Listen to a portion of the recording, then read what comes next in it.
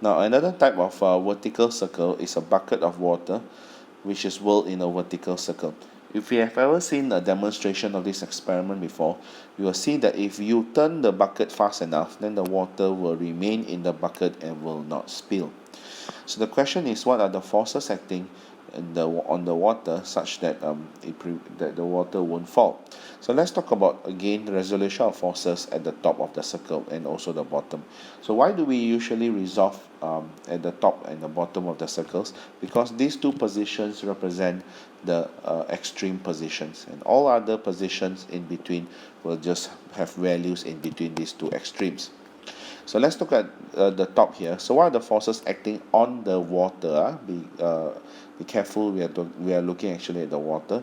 Obviously you have the weight, but now we are our reaction force instead of your tension, because the water here doesn't feel the tension of the string, but what it feels is the normal reaction force exerted by the base of the bucket acting downwards. So why is your normal reaction force acting downwards? Most students ask me.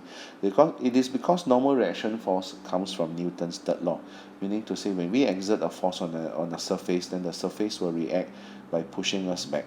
So therefore, if the water is sticking to the base of the bucket here, that means it's exerting a force upwards on the bucket, the base of the bucket. So therefore the base of the bucket will exert back a force in the opposite direction, which is your normal reaction force.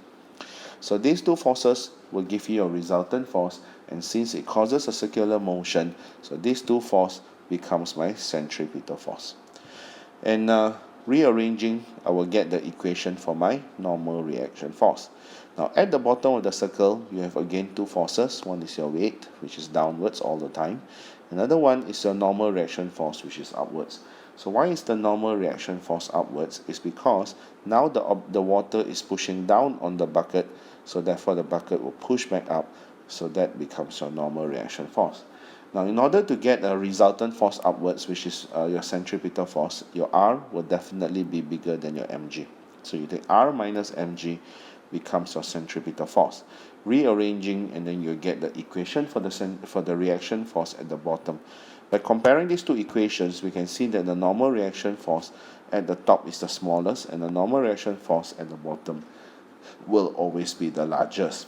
So if we were to spin this bucket slower, and if it's too slow, if your V is too small, then your mv squared over R minus mg becomes 0, and then when the reaction force is 0, means the water will start to fall. Because when the bucket stops pushing the water, is because the water stops pushing on the base of the bucket. It means it is falling down.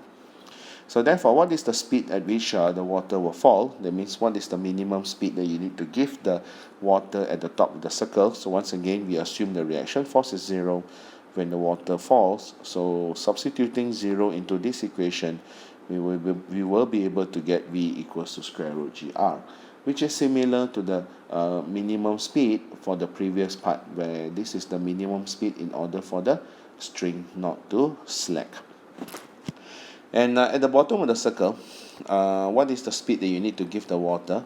So once again, we can use conservation of energy again. So the loss in KE, which is KE here minus KE here, equals to mgh, which is 2R. And after solving the same thing, same way as we did for the previous example, where we substitute the speed at the top as square root GR, cancel the M, bring everything over, and we will be able to get the same equation, which is V at the bottom is square root 5GR. So which means to say this square root 5GR is actually the same speed that we did earlier on, which is the minimum speed that we needed to give the stone at the bottom in order for the stone to go to the top and have a speed of square root GR. So which means to say if the speed here is less than square root 5GR, if you give the water this speed less than this, when it reaches here, not only will the water spill, but the string will also slack.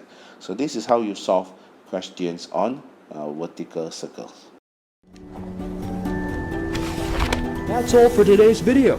If you're interested in more genuine sharing by other geniuses, please subscribe to our channel and don't forget to turn on the notification bell, ding dong. Also, if you're struggling with one or two past year questions and the mark scheme just doesn't seem to help, Genie has got you covered. Feel free to let us know what question it is by filling in the Google form linked in the description below. GenieUs Hub, will get genius teachers to fulfill your request for the solution. Genie will see you next time. Bye-bye.